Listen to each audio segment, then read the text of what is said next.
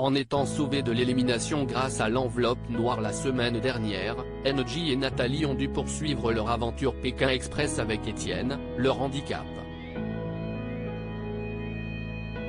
L'ex-candidat de la saison 15 cesse de confier à Télé Loisirs sur son retour dans l'émission et sur les liens qu'il a tissés avec son binôme.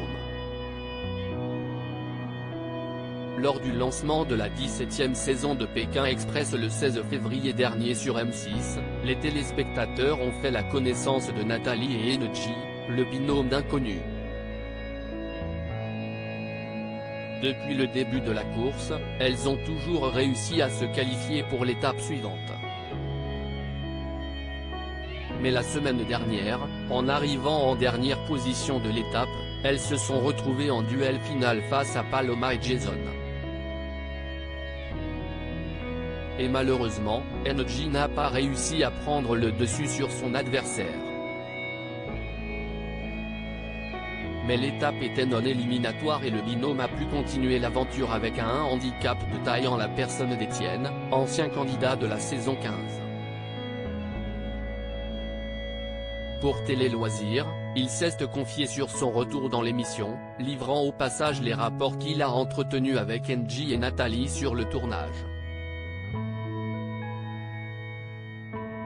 Étienne, Pékin Express 2023, j'ai eu connaissance de ma mission 48 heures avant de partir Télé Loisirs, pourquoi avoir voulu revenir dans Pékin Express sachant que votre première expérience s'était soldée par un abandon? Étienne, j'avais l'impression l'année dernière de ne pas avoir fait le tour de la question. J'étais déçu de moi, de ne pas avoir pu résister psychologiquement à cette épreuve et de ne pas avoir fait ce qu'il fallait. Vous regrettez d'avoir abandonné? Non, je ne le regrette pas. C'était une décision sur le moment. Mais j'ai regretté après, surtout quand ça a été diffusé. Mon abandon a été beaucoup critiqué. Vous revenez pour une mission inédite, puisque vous êtes l'handicap du binôme d'inconnus, NJ et Nathalie. La production vous a-t-elle directement mis au courant du rôle que vous alliez avoir? Après la diffusion, j'ai envoyé un petit mot à la production pour dire que je regrettais. J'étais alors en contact avec eux et ils m'ont demandé si je voulais revenir. Ça s'est fait petit à petit. Il y a eu plusieurs échanges.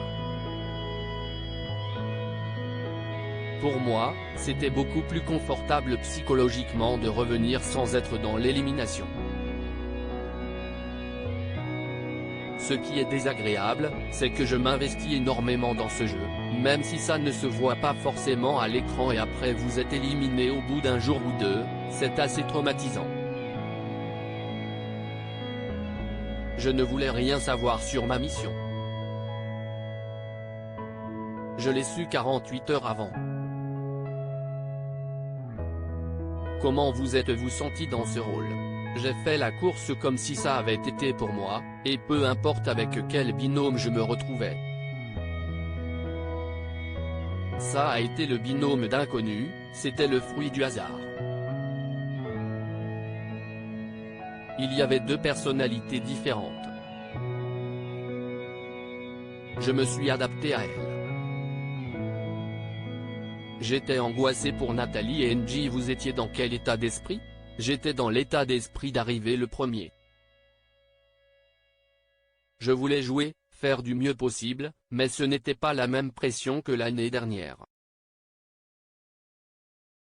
La deuxième journée, on était vraiment en retard, j'étais démoralisé. J'ai eu une demi-journée comme ça, un peu angoissé. En fait, j'étais angoissé pour Nathalie et NJ. Je me suis mis à leur place, mais j'ai enlevé ça de ma tête, pour ne pas stresser tout le monde. Ce qui a été le plus difficile, c'était l'autostop, mais comme on est à 3, c'est encore plus compliqué. Puis il y a eu la barrière de la langue. Oui, tout à fait. c'était fort désagréable pour moi. Ils parlaient tous espagnol. Nathalie et Angie qui me faisaient des leçons d'espagnol, je ne savais pas ce que je devais dire, c'était une vraie catastrophe. En plus, j'ai horreur de cette langue, je trouve ça moche. Ça aurait été de l'italien ou du grec, j'aurais fait l'effort, alors vous imaginez qu'en 3 jours de tournage, je n'allais pas me casser la tête pour apprendre 4 mots d'espagnol. Après, on se débrouille avec les mains, et les gestes. Quel lien avez-vous tissé avec Nathalie et Angie pendant l'aventure?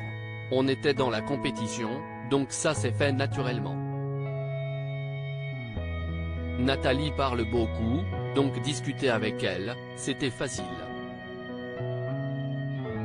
Angie est plus renfermée, en bougonnant de temps en temps parce que je ne faisais pas ce qu'il fallait. Je ne suis plus en contact avec Angie et Nathalie. Vous l'avez senti agacée parfois? Oui. Je l'ai beaucoup énervée je pense. Nathalie aussi, mais elle l'exprimait. Après, il n'y a pas eu de malentendu. Vous êtes toujours en contact avec elle aujourd'hui? Non, pas du tout. Je les ai très peu vus après. Ce défaitisme légendaire qui vous caractérise, vous l'exprimez aussi dans la vie de tous les jours? Je ne suis pas un grand optimiste, ça c'est sûr. Mais je suis plutôt assez réaliste par rapport aux situations, surtout de par mon métier, la médecine générale. Je me rends compte des situations. Depuis votre participation à l'émission, qu'est-ce qui a changé dans vos rapports avec vos patients? Ils sont contents. Revenir dans l'émission, c'était assez naturel parce que j'étais associé à Pékin Express tout le temps. La femme avec qui je vis, elle n'en pouvait plus d'entendre parler de l'émission. Les gens m'arrêtent dans la rue et comme je suis un bavard, voilà. Mes patients me disaient, quand est-ce que vous revenez à la télé? Je leur répondais, je ne comprends pas pourquoi les producteurs ne m'appellent pas, rire. Je n'allais pas dire non pour ce retour du coup. À lire aussi Pékin Express 2023, les candidats dorment-ils vraiment tous les soirs chez l'habitant? La réponse est surprenante.